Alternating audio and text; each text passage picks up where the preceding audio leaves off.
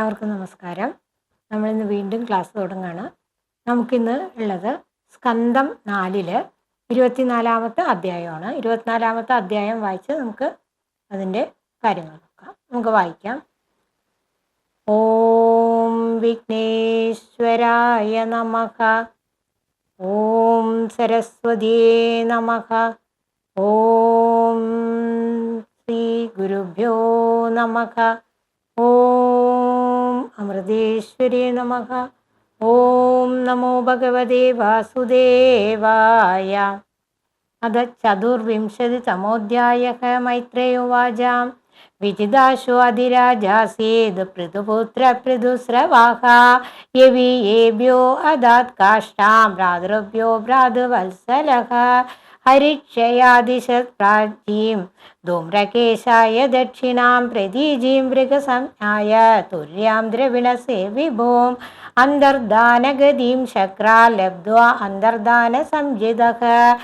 അഭത്യത്രയമാദത്ത ശിഖണ്ഡിന്യാസു സമ്മതം. പാവക പാവമാനശ്ച ശുചീരത്യഗ്നയ പുരാ. വസിഷ്ഠശാപാദുൽപ്പന്നാ പുനര്യോഗഗതിം ഗതാഃ. അന്തർദാനോ നഭസ്വദ്യാം ഹവിർദാനമവിന്ദതഃ. യ ഇന്ദ്രമശ്വഹർത്താരം വിദ്വാനഭിനജഗ്നിവാൻ. രത്നാം വൃത്തിം കരാദാന ദണ്ഡശുൽക്കാതിദാരുണാം. മന്യമാനോ ദീർഘസത്ര വ്യാജേന വിസസർജഃ. തത്രാഭിഹംസം പുരുഷം പരമാത്മാനമാത്മദൃക്. യജം സ്ഥല്ലോകതാമാവ കുശലേന സമാധിനാഹാം. ഹവിർദാനാൻ ഹവിർദാനീം വിദുരാസൂദഷട്സുതാൻ. ബർഹിഷിതം ഗയം ശുക്ലം കൃഷ്ണം സത്യം ജിതവ്രതം. ബർഹിഷത്സു മഹാഭാഗോ ഹവിർദാനീം പ്രജാപതിം. ക്രിയാകാണ്ഡേഷു നിഷ്ണാദോ യോഗേഷു ച കുരുദ്വഃ. യസ്യേദം ദേവയജനമനുയജ്ഞം വിദന്വദഃ. പ്രാചീനാഗ്രേ കുശൈരാസീദാസ്തൃതം വസുധാതലം. സാമുദ്രീം ദേവദേവോക്തമുഭയേ മേ ശതദ്രുതിം. യാം വീക്ഷ്യ സർവാംഗീം കിശോരീം സുഷ്ടലങ്കൃതാം. പരിക്രമന്തിമുദ്വാഹേ അഗ്നിശുഗീമിവാം. വിബുധാ സുഗന്ധർവമുനിസിദ്ധ നരോരഗാഹാം. വിജിതാം സൂര്യയാം ദിക്ഷൂം കൊണയന്തേവനൂപുരൈഹാം. പ്രാചീനബർഹിഷപുത്രാം ശതദ്രുദ്യാം ദശാഭവൻ. തുല്യനാമവ്രതാം സർവേ ധർമ്മസ്നാദാം പ്രചേതസാം. പിത്രാദിഷ്ടാം പ്രജാസർഗേം തപസേ അർണവമാവിശൻ. ദശവർഷസഹസ്രാണി തപസ്സാർച്ചം സ്തപസ്പതിം. ദശവർഷസഹസ്രാണീം തപസ്സാർച്ചം സ്തപസ്പതിം. യദുക്തം പതിദൃഷ്ടേണ ഗിരിശേന പ്രസീദതാം. അധ്യായന്തോ ജപന്തശ്ച പൂജയന്തശ്ച സംയതാഹാം.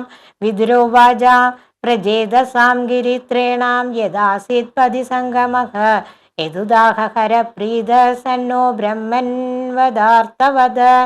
സംഗമഖലു വിപ്രർഷേ ശിവേനേഹശരീരിണാം.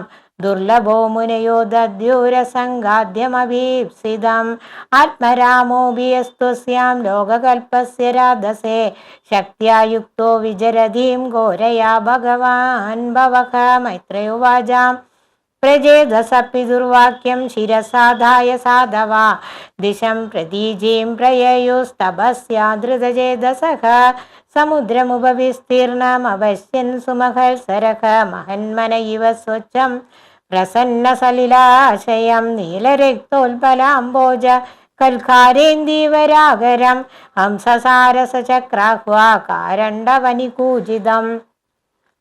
മത്തഭ്രമരസൗസര്യാം ഹൃഷ്ടരോമവദാംഗ്രിഭം. പത്മഘോഷരജോം വിക്ഷോം വിക്ഷിവൽപവനോത്സവം. തത്ര ഗന്ധർവമാകർണ്യം ദിവ്യമാർഗമനോഹരം. വിസിസ്മരജപുത്രസേ മൃദംഗപണവാദ്ധ്യനോം. തർഹ്യേവ സരസസ്തസ്മാൻ നിഷ്ക്രാമന്തം സഹാനുഗം. ഉപഗീയമാനമരപ്രവരം വിബുധാനുഗൈഃ. സപ്തഹേമനികായാപം ശിതിഖണ്ഡം ത്രിലോചനം. പ്രസാദസുമുഖം വീക്ഷ്യ പ്രാണേ മൂർജാത കൗതുകാം. സദാൻ പ്രപന്നാർത്തിഹരോ ഭഗവാൻ ധർമ്മവത്സലഃ. ധർമ്മജ്ഞാൻ ശീലസമ്പന്നാൻ പ്രീത പ്രീതാനുവാചക. ശ്രീരുദ്രോവാച യൂയം വേദി ശതപുത്രാം വിദീതം വശികീർഷിതം അനുഗ്രഹായ ഭദ്രം വാ ഏവം മേ ദർശനം കൃതം യപരം രംഹസ സാക്ഷാൽ ത്രിഗുണം ജീവസംചിതാത് ഭഗവന്തം വാസുദേവം പ്രപന്ന സപ്രിയോ ഹി മേ സ്വധന്മനിഷ്ഠ ശതജന്മഭിപുമാൻ വിരിഞ്ചതാമേതി തദപരം ഹിമാം അവ്യാകൃതം ഭഗവതോദ വൈഷ്ണവം പദം യദാഹം വിബുധാകാലത്യയേ അത ഭാഗവതായൂയം പ്രിയാംസ്ത ഭഗവാൻ യഥാ നമത് ഭാഗവതാനാം ജ പ്രേയാനന്യോസ്തി കർഹിചിത്ത് ഇതം വിവിക്തം ജപ്തവ്യം പവിത്രം മംഗളം വരം നിശ്രേയസകരം ചാഭി ശ്രൂയതാം തദ്ദുധാമിവാം മൈത്രേയുവാചാം ഇത്യനുക്രോശഹൃദയം ഭഗവാനാഹതാൻ ശിവാം ബദ്ധാഞ്ജലീൻ രാജപുത്ര നാരായണ പരോവജഹ. ഓം തത്സത്. ഇനി നമുക്ക് വായിച്ചതിൻ്റെ അർത്ഥവും മറ്റും നോക്കാം. ഇവ നമ്മൾ ആരെക്കുറിച്ചാണ് പറഞ്ഞു നിർത്തിയത്? പൃഥു ചക്രവർത്തിയെക്കുറിച്ചാണ് പറഞ്ഞു നിർത്തിയത്. പൃഥു ചക്രവർത്തിയുടെ ആ കാലം, അതായത് പൃഥു ചക്രവർത്തി രാജ്യം ഭരിച്ചു. പ്രജകൾക്ക് നല്ല ഇഷ്ടമുള്ള പോലെ തൻ്റെ ധർമ്മം, അർത്ഥം, കാമം, മോക്ഷം എന്ന് 4 ഭാഗങ്ങളും അദ്ദേഹം നന്നായിട്ട് കൊണ്ട് വന്ന് അതിൻ്റെ പരിപൂർണതയിൽ എത്തിച്ചു. അപ്പം അവസാനം അദ്ദേഹം ഭഗവാനിൽ ലയിച്ചു ചേർന്നു. അദ്ദേഹത്തിൻ്റെ ഭാര്യയും ഒപ്പം ഭഗവാനിൽ ലയിച്ചു ചേർന്നു. ഇനി അദ്ദേഹത്തിൻ്റെ മക്കളാണ്. അദ്ദേഹത്തിൻ്റെ മകനാണ് വിജിതാശ്വൻ. വിജിതാശ്വൻ അദ്ദേഹത്തിന് ഹവിർദാനൻ എന്നുകൂടി പേരുണ്ട്. അതായത് അശ്വത്തെ ഒരിക്കൽ പൃഥു ചക്രവർത്തി അശ്വത്തെ തെരഞ്ഞിങ്ങനെ നടക്കുന്ന സമയത്ത് ഈ ആകാശത്തെ കാണാതായപ്പോൾ അതിനെ തെരഞ്ഞു പിടിക്കാൻ വിജിതാശ്വൻ പോയി എന്നും അതുകൊണ്ട് ദേവേന്ദ്രൻ ഇയാളുടെ ഈ മികവ് കണ്ടിട്ട് അയാൾക്ക് മറഞ്ഞിരിക്കാനുള്ളൊരു കഴിവ്, അന്തർധാന വിദ്യ എന്നൊക്കെ പറയും. അപ്പം നമ്മൾ ഈ യോഗയിൽ ഓരോരോരോ യോഗാഭ്യാസങ്ങളൊക്കെ ചെയ്തിട്ട് ഓരോരോ ശക്തി കിട്ടുന്നതാണ്. അപ്പം അങ്ങനെ ആ വിജിതാശ്വൻ നല്ല ഒരു രാജാവായിരുന്നു. പിന്നെ അതിലിങ്ങനെ നമ്മൾ ഓരോ രാജപരമ്പര പറയുമ്പോൾ, ഇപ്പോൾ ശ്രീരാമചന്ദ്രൻ്റെ ആയാലും ശ്രീകൃഷ്ണൻ്റെ ആയാലും അങ്ങനെ ഓരോരോ പരമ്പരകൾ പറയുമ്പോൾ അതിൽ പ്രധാനപ്പെട്ടവരുടെ കാര്യങ്ങൾ മാത്രമാണല്ലോ നമ്മൾ, ഒരാൾ പ്രശസ്തരായ എന്തെങ്കിലും ഒരു പ്രത്യേകതകളുള്ളവരുടെ കാര്യങ്ങളാണല്ലോ നമ്മൾ പറയുക. അപ്പോൾ അതുപോലെ വിജിതാശ്വൻ നല്ലൊരു ഭരണാധികാരിയൊക്കെ തന്നെയായിരുന്നു. അദ്ദേഹത്തിൻ്റെ മകൻ ഹവിർദാനൻ. ഈ ഹവിർദാനൻ്റെ മകനാണ് പിന്നെ ഒരു പ്രശസ്തനായി വരുന്നത് ബർഹിഷത് എന്ന് പറയുന്ന അദ്ദേഹം കുറേ യാഗങ്ങളൊക്കെ ചെയ്തു. എന്തിനു വേണ്ടി യാഗങ്ങൾ ചെയ്തു? നന്മ എല്ലാവർക്കും വരാൻ വേണ്ടി തന്നെ യാഗങ്ങളൊക്കെ ചെയ്തു. അതുകൊണ്ട് അദ്ദേഹത്തിന് പ്രാചീന ബർഹിസ് എന്ന് പേര് വന്നു. പ്രാചീനം എന്ന് പറഞ്ഞാൽ കിഴക്ക്, ബർഹിസ് എന്ന് പറയുന്നത് ഈ ധ്രുവ എന്ന് പറയില്ലേ, എന്താ നമ്മൾ പറയുക അതിന്, അതായത് ഗണപതിക്കൊക്കെ പൂജ ചെയ്യുന്ന ആ ധ്രുവ എന്ന് പറയുന്ന ആ പുല്ല്, ദർഭപ്പുല്ല് എന്നും പറയും. അപ്പോൾ ആ ദർഭപ്പുല്ലിനെ കിഴക്കോട്ട് വെക്കും. നമ്മൾ ഈ യാഗങ്ങളൊക്കെ ചെയ്യുമ്പോൾ ദർഭപ്പുല്ലെടുത്ത് കിഴക്കോട്ട് തിരിച്ച് വെക്കും. അപ്പം അതുകൊണ്ടാണ് പ്രാചീന ബർഹിസ്. എപ്പോഴും അദ്ദേഹം യാഗം ചെയ്തുകൊണ്ടിരിക്കുകയാണ്. അപ്പോൾ സ്വന്തം നമ്മൾ യാഗങ്ങളൊക്കെ ചെയ്യുമ്പോൾ അത് എല്ലാവരുടെ നന്മയ്ക്ക് വേണ്ടിയൊക്കെ ആണെങ്കിലും എന്തെങ്കിലും ഒരു ആഗ്രഹം വെച്ചാണല്ലോ ഈ യാഗങ്ങളും യജ്ഞങ്ങളും ഒക്കെ നമ്മൾ ചെയ്യുന്നത്, പൂജകളും ഒക്കെ ചെയ്യുന്നത്. അപ്പോൾ അങ്ങനെ കുറേ പൂജകളൊക്കെ ചെയ്തു. അദ്ദേഹം ഒരു നല്ല രാജാവൊക്കെ തന്നെയായിരുന്നു. പക്ഷേ എന്തൊക്കെയായാലും അദ്ദേഹത്തിന് മോക്ഷം വേണം എന്ന് പറഞ്ഞിട്ട് ഒടുവ് അദ്ദേഹത്തിന് മോക്ഷം ലഭിച്ചില്ല. രാജകീയ സുഖങ്ങളിൽ അങ്ങനെ മുഴുകിയിരിക്കെ അദ്ദേഹത്തിന് തോന്നി മോക്ഷം കിട്ടണമെന്ന്. അങ്ങനെ നാരദ മഹർഷിയെ സമീപിച്ചിട്ട് അദ്ദേഹത്തിന് പിന്നെ മോക്ഷം കിട്ടി. അപ്പം അദ്ദേഹം അതിനു വേണ്ടി എന്തൊക്കെ ചെയ്തു എന്നുള്ളതൊക്കെയാണ് അതിൽ വരുന്നത്. ഈ പ്രാചീന ബർഹിസിന് 10 പുത്രന്മാരുണ്ടായിരുന്നു. അവരും ഈശ്വരനെ അറിയാൻ ശ്രമിച്ചവരാണ്. പ്രാചീന ബർഹിസിന്റെ 10 പുത്രന്മാരെ പ്രചേതസുകൾ എന്നാണ് അറിയപ്പെടുന്നത്. അവർക്ക് 10 പേർക്കും ഒരേ പേരായിരുന്നു അത്രേ, പ്രചേതസുകൾ. ഇവര് ഈ പ്രചേതസുകൾക്ക് അച്ഛൻ പറഞ്ഞു, ഇനി നിങ്ങളാണ് രാജാവേണ്ടത്. അപ്പൊ അത് പിന്നീടാണ് പറയണത്. അദ്ദേഹത്തിന്റെ ആ മോക്ഷത്തിന്റെ കഥ പിന്നീട് പറയണം. ഇപ്പൊ മക്കളെ കുറിച്ച് പറയണം. ഈ പ്രാചീന ബർഹിസിന്റെ മക്കള് പ്രചേതസുകള് അവരുടെ രാജ്യം ഭരിക്കാൻ പറഞ്ഞു. അപ്പൊ അച്ഛനിങ്ങനെ പറഞ്ഞപ്പോൾ പിന്നെ കല്യാണമൊക്കെ കഴിക്കണം, കുട്ടികളൊക്കെ ഉണ്ടാവണം. അപ്പൊ അതാണല്ലോ, അതായത് നമ്മൾ ആർക്കും ധർമ്മം, അർത്ഥം, കാമമോക്ഷം എന്ന 4 ഇതിലൂടെ കടന്നു പോകണം. 4 ഭാഗങ്ങളിലൂടെ നമ്മുടെ ജീവിതം കടന്നു പോയാലേ നമ്മുടെ ജീവിതത്തിന് ഒരു എന്താ പറയുക, ഒരു ലക്ഷ്യം അതുപോലെ പൂർത്തീകരിക്കാൻ പറ്റും. നമുക്ക് ജീവിതത്തിന്റെ ലക്ഷ്യം പൂർത്തീകരിക്കണമെങ്കിൽ നമ്മൾ ഈ 4 ഭാഗങ്ങളിലൂടെ കടന്നു പോകണം. ഈ ഭാഗവതം പറയുന്നത് തന്നെ ഈ 4 ഭാഗങ്ങളിലൂടെ കടന്നു പോകുമ്പോൾ നമ്മൾ ഓരോ ഭാഗത്തും എന്താണ് ചെയ്യേണ്ടത്, കുട്ടികൾ എന്ത് ചെയ്യണം, അതുപോലെ യൗവനത്തിലെത്തിയവർ എന്ത് ചെയ്യണം, മധ്യവയസ്സിലെത്തിയവർ എന്ത് ചെയ്യണം, വാർദ്ധക്യത്തിലെത്തിയവർ എന്ത് ചെയ്യണം, ഇതൊക്കെയാണ് നമ്മൾ ഇതിലൂടെ പഠിക്കുന്നത്. അപ്പൊ ഈ പ്രാചീന വർഗീസിന്റെ മക്കളായ പ്രജേതസ്സുകൾക്ക് തോന്നി അവര് പറഞ്ഞു, ഞങ്ങള് രാജ്യം ഭരിക്കാനും കല്യാണം കഴിക്കാനും കുടുംബാവാനും ഒക്കെ തുടങ്ങുന്നതിന് മുമ്പായിട്ട് ഞങ്ങൾക്ക് കുറച്ച് അറിവ് സമ്പാദിക്കണം എന്ന് വിചാരിച്ചു. അപ്പൊ എങ്ങനെയുള്ള അറിവ് സമ്പാദിക്കാനാണ് അവർ പോയത്? ആയുധവിദ്യ അങ്ങനെയുള്ളതെല്ലാം അവർ പഠിക്കുന്നുണ്ട്. പക്ഷെ അവർക്ക് ഈശ്വരനെ അറിയണം എന്ന് തോന്നി. അപ്പോൾ അവർക്ക് അങ്ങനെ തോന്നിയപ്പോൾ അവരതിനു വേണ്ടി എന്താ ചെയ്യേണ്ടത് എന്ന് പറഞ്ഞ് അപ്പൊ നാരദ മഹർഷി പറഞ്ഞു, ഈശ്വരനെ അറിയണമെങ്കിൽ തപസ് ചെയ്യണം. നമ്മൾ സാധാരണ ഈശ്വരമായുള്ള കാര്യങ്ങൾക്കൊക്കെ നമ്മൾ ഗുരുക്കന്മാരെ അന്വേഷിച്ചു പോകും. അപ്പൊ അങ്ങനെ ആവുമ്പോൾ നമ്മളിപ്പോൾ ഒരു സന്യാസി ആശ്രമങ്ങളിലോ സന്യാസിമാരുടെ പ്രഭാഷണങ്ങളോ അതൊക്കെ നമ്മൾ കേൾക്കാൻ പോകും അല്ലേ. അതെന്തിനു വേണ്ടിയാണ്? നമ്മൾക്ക് ഈശ്വരീയമായ എല്ലാ ആത്മീയമായ കാര്യങ്ങൾ അറിയാം. അപ്പൊ അത് നമ്മൾക്ക് അങ്ങനെ അറിയണമെന്ന് തോന്നുന്നത് കൂടി നമ്മുടെ മുൻജന്മത്തിലുള്ള നമ്മുടെ കർമ്മഫലങ്ങൾ കൊണ്ട് കൂടിയാണ് നമുക്ക് അങ്ങനെയൊക്കെ സാധിക്കുന്നത്.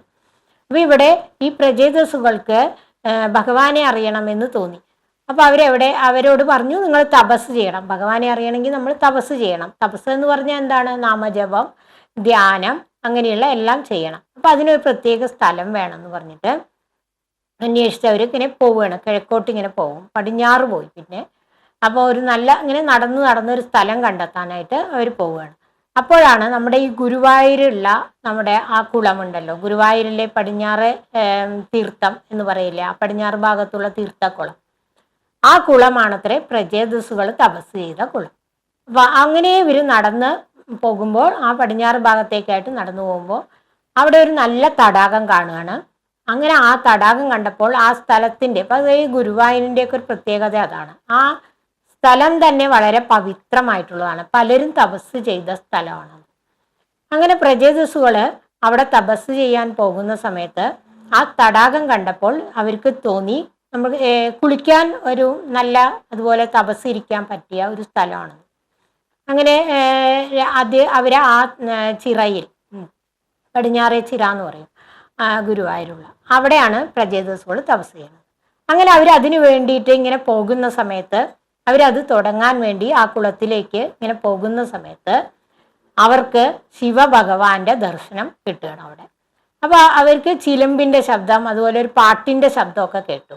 അങ്ങനെ അതൊക്കെ കേട്ടപ്പോൾ ഇത് എവിടെയാണെന്ന് നോക്കാന്ന് പറഞ്ഞു പോയപ്പോൾ ആ തടാകത്തിൽ നിന്നും ശിവഭഗവാൻ കുളിച്ച്, ശിവഭഗവാനും നന്ദിദേവൻ അങ്ങനെ എല്ലാ അദ്ദേഹത്തിന്റെ കൂടെയുള്ള എല്ലാ ഭൂതഗണങ്ങൾ അവരെല്ലാവരുമായിട്ട് അദ്ദേഹം അവിടെ കുളിക്കുന്നത് കണ്ടു.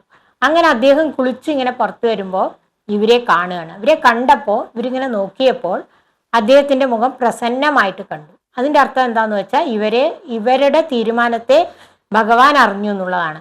അപ്പൊ ഇവർക്ക് അങ്ങനെ ആത്മീയത വേണം എന്ന് തോന്നിയാൽ, നമ്മളിപ്പോൾ എവിടെ പോവുകയാണെങ്കിലും നമുക്കൊരു ഗുരു, അതായത് ഒരു ആത്മീയതയ്ക്ക് വേണ്ടി നമ്മൾ പ്രഭാഷണങ്ങൾ കേൾക്കാൻ പോകും. പല പല പ്രഭാഷണങ്ങൾ കേൾക്കുമ്പോൾ നമ്മൾക്ക് തോന്നും ഈ ഒരാളോട് നമ്മൾക്ക് ആകർഷണീയത തോന്നും, അങ്ങനെ അവരെ നമുക്ക് ഗുരുവാക്കാം എന്ന് തോന്നും. അപ്പൊ ഇതൊക്കെ തോന്നിപ്പിക്കുന്നത് ഭഗവാനാണ്. അപ്പൊ നമ്മൾക്ക് മനസ്സിന് ഇണങ്ങിയ ഗുരുവിനെ കിട്ടണം. അപ്പൊ നമ്മൾ ആത്മീയപാതയിലേക്ക് പോകുമ്പോൾ നമ്മളെ അവിടെ കൊണ്ടുപോയി ആ ഗുരുവിന്റെ അടുത്ത് കൊണ്ടുപോയി നിർത്തുന്നത് ആരാണ്? അതും ഈശ്വരനാണ്. നമ്മളെ മനസ്സിൽ തോന്നിപ്പിക്കുന്നതും എല്ലാം ഈശ്വരനാണ്. അപ്പൊ അങ്ങനെ പ്രജേതസ്സുകൾക്ക് അങ്ങനെ പോയി നോക്കിയപ്പോൾ ശിവനെ തന്നെ കണ്ടു. അപ്പൊ അവർക്ക് ഭയങ്കര സന്തോഷമായി, നമുക്ക് ശിവഭഗവാനെ കാണാൻ പറ്റിയല്ലോ എന്ന്. അപ്പോൾ അതും നമ്മൾ അങ്ങനെ അവർ പോയി വീണ് നമസ്കരിച്ചിട്ട് ശിവഭഗവാൻ അവർക്ക് പറഞ്ഞു കൊടുക്കുകയാണ് എന്താ. അപ്പൊ ശിവന്റെ ശിഷ്യന്മാരായി അവർ മാറുകയാണ്. അങ്ങനെ ശിവനെ പൂജിക്കുകയാണ് അവര്. അടുത്ത അതാണ് രുദ്രഗീതം എന്ന ആ ഒരു ഗീതത്തിലൂടെ ശിവൻ കൊടുത്തതാണത്. അവർക്ക് ഭജിക്കാൻ കുറേ നാമങ്ങൾ കൊടുക്കുകയാണ്. അപ്പൊ ആ നാമങ്ങൾ ഭജിച്ചാൽ നിങ്ങൾക്ക് ഭഗവാനെ അറിയാൻ പറ്റും എന്ന് പറഞ്ഞിട്ട് എന്തൊക്കെ ചെയ്യണം, അപ്പൊ ഗുരു പറഞ്ഞു തന്നാലേ നമുക്കത് ചെയ്യാൻ പറ്റൂ. എല്ലാവർക്കും ആ ആത്മീയതയിലേക്ക് വരുമ്പോൾ അത്തരം അനുഭവങ്ങൾ പലർക്കും ഉണ്ടായിട്ടുണ്ടാവും. ഇപ്പോൾ ഗുരുവാണ് നമുക്കെല്ലാം. നമ്മൾ പറഞ്ഞിട്ടില്ലേ, അതായത് ഗുരു ബ്രഹ്മ, ഗുരു വിഷ്ണു, ഗുരുദേവോ മഹേശ്വരഃ, ഗുരു സാക്ഷാൽ പരബ്രഹ്മം, അതാണ് പറഞ്ഞത്. അപ്പൊ ഗുരു സാക്ഷാൽ പരബ്രഹ്മമാണ്. ഗുരു എല്ലാമാണെന്നാ പറയുന്നത്. ഗുരുവിനെ നമസ്കരിക്കുന്നവർക്ക് മാത്രമേ എന്തുണ്ടാവുള്ളൂ, ഗുരുവിൻ്റെ അനുഗ്രഹം കിട്ടിയാൽ മാത്രമേ നമുക്ക് ഭഗവാനെ കാണാൻ പറ്റുള്ളൂ. നമുക്ക് എന്തെങ്കിലും കാണാൻ, ഇപ്പം നമ്മൾക്ക് നമ്മളെ കാണണമെങ്കിൽ തന്നെ എന്ത് വേണം, ഒരു കണ്ണാടി വേണം അല്ലേ? നമ്മളെ നമുക്ക് അല്ലാണ്ട് നമ്മുടെ മുഖത്തെ നമുക്ക് കാണാൻ പറ്റില്ലല്ലോ. അപ്പൊ ആ കണ്ണാടി ഒരു ഉപാധിയാണ്. അതുപോലെ നമ്മൾക്ക് ഗുരുവിനെ കാണാൻ കഴിഞ്ഞാൽ ഗുരുവിൻ്റെ അനുഗ്രഹത്തിലൂടെ, ഗുരുവെന്ന ഉപാധിയിലൂടെ മാത്രമേ നമുക്ക് ഈശ്വരനെ കാണാൻ പറ്റുള്ളൂ. അപ്പം നമ്മുടെ ഭാരതത്തിലെ എല്ലാ ഗുരു പരമ്പരയിലൂടെയാണ് എല്ലാവർക്കും മോക്ഷം ലഭിക്കുന്നത്. ഒരുപാട് ഗുരുക്കന്മാർ നമ്മുടെ ഭാരതത്തിൽ ജനിച്ചിട്ടുണ്ട്, ഇപ്പോഴും ഉണ്ട് ഗുരുക്കന്മാർ. എനിക്കും എൻ്റെ അനുഭവം എന്താന്ന് വെച്ചാൽ, ഞാനും ഒരു എന്താ പറയുക, ആത്മീയ കാര്യങ്ങളിലൊന്നും അത്രയ്ക്ക് ഒരു അറിവൊന്നും ഇല്ലാണ്ട്, എന്നാൽ എന്താണിതെന്ന് അറിയണമെന്നുള്ള ആഗ്രഹത്തോടു കൂടിയാണ് ഗുരുവിൻ്റെ അടുത്തേക്ക് ആദ്യം പോകുന്നത്. അപ്പം അങ്ങനെ ആ ഗുരുവിനെ കണ്ടതിന് ശേഷം എൻ്റെ ജീവിതമേ മറിയുകയാണ്. ജീവിതം അതിനുശേഷം പിന്നീട് വേറൊരു ജീവിതമായി മാറുകയാണ്. അപ്പോൾ നമ്മൾ അങ്ങനെയാണ്, നമ്മളെ ഗുരുവിനെ വിശ്വസിക്കുന്നത് പോലെ ഇരിക്കും. നമ്മൾക്ക് ഗുരുവിനോടുള്ള വിശ്വാസം എങ്ങനെയുള്ളതായിരിക്കണം? ഗുരു കിണറിൽ ചാടാൻ പറഞ്ഞാൽ നമ്മൾ നീ കിണറിൽ ചാട്, നിനക്ക് ഭഗവാനെ കാണാൻ പറ്റും എന്ന് പറഞ്ഞാൽ ഒട്ടും അവിശ്വസിക്കാതെ ചാടാൻ തയ്യാറാവണം. നമ്മൾ പലരുടെ കഥ അങ്ങനെയുള്ളതൊക്കെ നമ്മൾ പഠിച്ചിട്ടുണ്ട്. അതായത് ശങ്കരാചാര്യരുടെ ഒരു ശിഷ്യനായിരുന്നല്ലോ പത്മപാദർ എന്ന് പിന്നീട് അറിയപ്പെട്ട അദ്ദേഹം വലിയ ഒരു മഹാനായി മാറിയ അദ്ദേഹത്തിൻ്റെ കഥ എന്തായിരുന്നു എന്ന് വെച്ചാൽ, അദ്ദേഹത്തിന് ഗുരുഭക്തി നല്ലതുപോലെ ഗുരുഭക്തിയായിരുന്നു. ഗുരു എന്ത് പറഞ്ഞു അത് അദ്ദേഹം വിശ്വസിക്കും. നമ്മൾ ഗുരുവിന് വിശ്വസിച്ചാൽ മാത്രമേ നമുക്ക് ഈശ്വരനെ കാണാൻ പറ്റുള്ളൂ. വിശ്വാസം ഇല്ലെങ്കിൽ നമുക്ക് ഒരിക്കലും ഈശ്വരനെ കാണാനോ ഈശ്വരനെ അറിയാനോ പറ്റില്ല. കാരണം ഈശ്വരനെ നമ്മൾ കണ്ണുകൊണ്ടല്ല കാണുന്നത്, ഈശ്വരനെ നമ്മൾ മനസ്സുകൊണ്ട് അറിയുകയാണ് ചെയ്യുന്നത്. അപ്പോൾ ഇവിടെ ഈ പത്മപാദർ എങ്ങനെയെന്ന് വെച്ചാൽ, അദ്ദേഹത്തിന് ഗുരുവിൽ ഭക്തി ഉണ്ടായിരുന്നു. അപ്പോൾ ഒരിക്കൽ ഒരു പുഴയുടെ അപ്പുറത്ത് അങ്ങേ കരയിൽ അദ്ദേഹം തൻ്റെ വസ്ത്രം അലക്കി കുളിച്ചുകൊണ്ടിരിക്കുകയായിരുന്നു. അപ്പം ഇങ്ങേ കരയിൽ നിന്നുകൊണ്ട്, വലിയ പുഴയാണ്, അതിൻ്റെ ഇങ്ങേ കരയിൽ നിന്നുകൊണ്ട് ഗുരു വിളിച്ചു, അദ്ദേഹത്തെ ഗുരു വിളിച്ചപ്പോൾ അദ്ദേഹം ഇങ്ങനെ തിരിഞ്ഞു നോക്കിയപ്പോൾ തോണിയൊന്നും കിട്ടിയില്ല അദ്ദേഹത്തിന്. പക്ഷെ ഗുരു വിളിച്ചാൽ ഉടനെ പോണ്ടേ. അപ്പോൾ അദ്ദേഹം എന്ത് ചെയ്തു, ആ നദിയിലേക്ക് ഇങ്ങനെ ഇറങ്ങിയിട്ട്, അപ്പോൾ ഒരിക്കൽ ഗുരു പറഞ്ഞു കൊടുത്തിട്ടുണ്ട് അദ്ദേഹത്തിന്, നമ്മൾ നദിയുടെ മുകളിൽ കൂടി നടക്കാനും നമുക്ക് സാധിക്കും എന്ന്. നമ്മൾ പല സ്ഥലത്തും വായിച്ചുള്ള ഒരു, പിന്നെ സർക്കസുകാർ അങ്ങനെയുള്ളവരൊക്കെ പല അഭ്യാസങ്ങളൊക്കെ ചെയ്യുന്നില്ലേ. അപ്പം അത് ഓരോ സ്ഥലത്തും അത്തരത്തിലുള്ള കഴിവുകളൊക്കെ നമുക്ക് കിട്ടും അത്രേ. അങ്ങനെയൊക്കെ ഗുരു ഓരോ സ്ഥലത്തും നമ്മൾ വായിച്ചിട്ടുള്ള അറിവുകളൊക്കെ ആയിരുന്നു അദ്ദേഹത്തിന്, ഗുരു പറഞ്ഞു കൊടുത്ത അറിവായിരുന്നു. അപ്പം എന്ത് ചെയ്തു, അദ്ദേഹം എല്ലാം താഴ്ത്തു വെച്ചിട്ട് വേഗം തന്നെ അദ്ദേഹം ആ നദിയിലേക്ക് അങ്ങ് ഇറങ്ങിയിട്ട് നടക്കാൻ പോവുകയാണ്. അങ്ങനെ നടന്ന് അദ്ദേഹം ഓരോ കാല് വെക്കുമ്പോഴും അവിടേക്ക് ഓരോ താമര വിരിഞ്ഞു വന്നു. അങ്ങനെ ആ താമരയുടെ മുകളിൽ കാല് വെച്ച് അദ്ദേഹം അപ്പുറത്തെത്തിയിട്ട് ഗുരുവിനെ വന്ദിച്ചു. അപ്പൊ ഗുരു ചോദിച്ചു, നീ എങ്ങനെയാണ് ഇവിടെ എത്തിയത്? അപ്പൊ ഞാൻ വെള്ളത്തിന്റെ മുകളിൽ കൂടി നടന്നിട്ടാണ് ഗുരു വന്നത്. അങ്ങല്ലേ പറഞ്ഞത് വെള്ളത്തിൽ കൂടെ നടക്കാൻ പറ്റും, നമ്മൾ ഇതൊക്കെ സാധനങ്ങളൊക്കെ ചെയ്ത് ആ കഴിവ് കിട്ടുന്ന അങ്ങല്ലേ പറഞ്ഞത്. അപ്പൊ ഗുരു തന്നെ അതിശയിച്ചു പോയി എന്നാ പറയുന്നത്. ഗുരുവിന് തന്നെ അതറിയില്ലായിരുന്നു, അദ്ദേഹം പുസ്തകമൊക്കെ വായിച്ച് അങ്ങനെ പറഞ്ഞു എന്നേ ഉള്ളൂ. അപ്പൊ നമ്മളിപ്പോ നോക്കൂ, ഭാഗവതമൊക്കെ വായിച്ചു, ഇപ്പൊ ഞാൻ പറയുന്നു, അല്ലെങ്കിൽ പല ആചാര്യന്മാർ പറയുന്നു. പക്ഷേ നമ്മളതിൽ ശരിക്കും വിശ്വസിച്ചാൽ മാത്രമേ നമുക്ക് അത് നമുക്ക് ശരിയായിട്ട് ആ ഈശ്വരനെ നമുക്ക് കിട്ടുള്ളൂ എന്നുള്ളതാണ്. അപ്പൊ അങ്ങനെ ആ ഒരു വിശ്വാസം ഉണ്ടായത് കൊണ്ട്, അല്ല ഞാൻ ഇനിയിപ്പോൾ പുഴയിൽ മുങ്ങിച്ചത്താലോ, ഇങ്ങനെയുള്ള ഒരു പതർച്ച അയാൾക്ക് ഉണ്ടായില്ല. അപ്പൊ അതിലൂടെ അദ്ദേഹത്തിന് എന്താവാൻ പറ്റി, ഗുരുവിനേക്കാൾ വലിയ ആചാര്യനാവാൻ പറ്റി. അതേപോലെ തന്നെ നാരദരെ ഈ ഭാഗവത എഴുതിയതാരാ? വേദവ്യാസ മഹർഷിയാണ്. അദ്ദേഹത്തിനും അങ്ങനെയുള്ള അനുഭവം ഉണ്ടായിട്ടുണ്ട്. അദ്ദേഹം എല്ലാം മഹാഭാരതം എഴുതി, കുറെ 18 പുരാണങ്ങളൊക്കെ എല്ലാം എഴുതി കഴിഞ്ഞിട്ടും അദ്ദേഹത്തിന് എന്തോ ഒരു മനസ്സിന് സമാധാനം ഇല്ലായ്മ വന്നു. അപ്പോൾ എന്തൊക്കെ ചെയ്തിട്ടും അദ്ദേഹത്തിന് മനസ്സിന് പൂർണ്ണമായൊരു തൃപ്തി കിട്ടുന്നില്ല. അങ്ങനെ അദ്ദേഹത്തിൻ്റെ കുടിലിൽ ഇങ്ങനെ വിഷമിച്ചിരിക്കുകയായിരുന്നു. അങ്ങനെ വിഷമിച്ചിരിക്കുന്ന സമയത്ത് പെട്ടെന്ന് നാരദ മഹർഷി അവിടെ വരികയും എന്നിട്ട് അദ്ദേഹത്തോട് പറയാണ്, നിന്റെ വിഷമം ഞാൻ അറിഞ്ഞിട്ട്. അപ്പൊ നോക്കൂ, നിന്റെ വിഷമം ഞാൻ അറിഞ്ഞു. അത് അങ്ങനെയുള്ളവർക്ക് നമ്മുടെ മനസ്സറിയാൻ പറ്റും. എൻ്റെയും അനുഭവം അങ്ങനെയാണ്. എൻ്റെ മനസ്സറിഞ്ഞ പോലെയായിരുന്നു ഗുരു പെരുമാർ. ഗുരുവിന് ഞാൻ എന്ന് വന്നിച്ചോ അതിനുശേഷം ആ ഗുരു വളരെ ദൂരെയാണ്, നമുക്ക് നേരിട്ടൊന്നും സംസാരിക്കാൻ പറ്റില്ല. പക്ഷെങ്കിലും ഓരോ നിമിഷവും ഗുരു എൻ്റെ പ്രശ്നം ഉണ്ടെങ്കിലും ഗുരുവിനോട് പറഞ്ഞാൽ അത് ഗുരു കാണിച്ചത് അപ്പം തന്നെ അതിന് സൊല്യൂഷൻ എനിക്ക് കിട്ടുകയാണ്. അത് ഏതെങ്കിലും തരത്തിലായിരിക്കും എനിക്ക് കിട്ടുക. അപ്പം അതെങ്ങനെ കിട്ടണു? ഗുരു എല്ലാവിടെയും ഉണ്ട് അല്ലേ? ഗുരു ബ്രഹ്മ, ഗുരു വിഷ്ണു, ഗുരു അതായത് ഗുരു സാക്ഷാൽ പരബ്രഹ്മമാണ്. ആ പരബ്രഹ്മം നമ്മുടെ ഉള്ളിലുണ്ട്. അപ്പൊ ഗുരു തന്നെ ഈശ്വരന്റെ രൂപത്തിൽ, ഈശ്വരനാണ് ഗുരുവെങ്കിൽ ആ ഗുരു നമ്മുടെ ഉള്ളിൽ ഇരുന്നു കൊണ്ട് അപ്പം അതിനെ ഉണർത്തുകയാണ് നമ്മൾ വേണ്ടത്. നമ്മളിൽ ഈശ്വരനെ ഉണർത്തുകയാണ്. എല്ലാ മനസ്സുകളും ഒന്നാണ്, എല്ലാ ഈശ്വര ചൈതന്യമാണ് എല്ലാവരിലും ഉള്ളത്. അപ്പൊ അതുകൊണ്ട് തന്നെ നമ്മൾ എന്താണോ ഒരാളെ പറ്റി ചിന്തിക്കുന്നത് അത് അതേപോലെ തന്നെ അവരുടെ മനസ്സിലേക്ക് എത്തും എന്നാണ് പറയുന്നത്. പക്ഷെ അതങ്ങനെ ആ ഗുരുവിനെ, ആ ഈശ്വര ചൈതന്യത്തിലേക്ക് നമ്മൾ അറിയുമ്പോൾ മാത്രമേ, ഈശ്വര ചൈതന്യത്തെ അറിയുമ്പോൾ മാത്രമേ നമുക്ക് ആ കണക്ഷൻ കിട്ടുള്ളൂ ശരിക്കും. അപ്പം അതാണ് നമ്മൾക്ക് ഗുരുവുമായിട്ട് കിട്ടുന്നത്. അപ്പം ഈ നാരദ മഹർഷിക്ക് അവിടെ വരാൻ തോന്നിയതും അത് ആരുടെ അനുഗ്രഹമായിരുന്നു? ഭഗവാന്റെ അനുഗ്രഹം കൊണ്ടാണ്. വേദവാസർ അതാ ദുഃഖിച്ചിരിക്കുന്നു, നീ ചെന്ന് അദ്ദേഹത്തിന് പറഞ്ഞു കൊടുക്കുക. അതേപോലുള്ള അനുഭവങ്ങൾ നമ്മൾക്ക് ഉണ്ടാവും. പലർക്കും ഉണ്ടായിട്ടുണ്ടാവാം, എനിക്കും ഉണ്ടായിട്ടുണ്ട്. അപ്പം നമ്മളൊരു ക്വസ്റ്റ്യൻ അപ്പൊ ഗുരുവിനോടൊന്നും പോയി നേരിട്ട് ചോദിക്കാൻ പറ്റില്ല. അപ്പൊ ആ ക്വസ്റ്റ്യൻ ഇങ്ങനെ നമ്മൾ മനസ്സിലിട്ടാൽ മതി. അത് നമുക്ക് ഏതെങ്കിലും വഴിയിലൂടെ, ഏതെങ്കിലും ഒരു പുസ്തകമായിട്ട് നമ്മുടെ അടുത്ത് ആരെങ്കിലും നമുക്കൊരു പുസ്തകം തന്നിട്ടോ, അല്ലെങ്കിൽ എന്തെങ്കിലും ഒരു വീഡിയോ നമ്മൾ കാണാൻ ഇടയായിട്ടോ അങ്ങനെ നമ്മൾക്ക് ആ അറിവ് പകർന്നു തരുന്നു. അതിൻ്റെ ഉത്തരം നമുക്ക് പറഞ്ഞു തരും. അപ്പൊ അങ്ങനെയാണ് ഗുരു. അപ്പൊ ഗുരുവിനെ നമ്മൾ വന്ദിക്കുന്നതിലൂടെ മാത്രമേ നമുക്ക് അഭിവൃദ്ധി കിട്ടുള്ളൂ. അപ്പൊ ഗുരുവന്ദനം എപ്പോഴും നല്ലതാണ്. അപ്പൊ അങ്ങനെ ആ നാരദര് വന്ന് വേദവ്യാസ മഹർഷിക്ക് ഭാഗവതം എഴുതൂ, നീ ഇതൊക്കെ എഴുതിയിട്ട് നിനക്ക് ശാന്തി കിട്ടിയില്ലെങ്കിൽ നീ ഭാഗവതം എഴുതിയാൽ നിനക്ക് ശാന്തി കിട്ടുമെന്ന് പറഞ്ഞു കൊടുത്ത് അങ്ങനെ ശ്രീമദ് ഭാഗവതം എഴുതുകയും അത് എല്ലാവർക്കും അത് ഉപകാരപ്രദമാവുകയും ചെയ്തു. അപ്പൊ ഈ ഭാഗവതത്തിൽ പറയുന്ന കാര്യങ്ങൾ മാത്രമേ ഈ ലോകത്തിലുള്ളൂ എന്നാണ് പറയുന്നത്. അതല്ലാത്തതൊന്നും തന്നെ ഭാഗവതത്തിൽ ഇല്ലാത്തത് വേറെ എവിടെയും നമുക്ക് കാണാൻ പറ്റില്ല. അത്രയ്ക്കും നല്ല ഒരു എന്താ പറയുക, അറിവ് പകർന്നു തരുന്ന ഒരു ഗ്രന്ഥം കൂടിയാണ് ഭാഗവതം. ഷോർട്ടായിട്ട് നമുക്ക് ആ അറിവുകൾ പറഞ്ഞു തരിക. അതുപോലെ തന്നെ ഭാഗവതവും ഭഗവത്ഗീതയും അതുപോലെ അതിനേക്കാൾ ഷോർട്ടായിട്ട് നമുക്ക് കാര്യങ്ങൾ പറഞ്ഞു തരും. അപ്പൊ എങ്ങനെ എല്ലാവർക്കും ഇതൊക്കെ അറിയാനും ഗുരുവിന്റെ അനുഗ്രഹം ഉണ്ടാവട്ടെ എന്ന് പ്രാർത്ഥിച്ചുകൊണ്ട് നമുക്ക് ഇന്നത്തെ ക്ലാസ് നിർത്താം.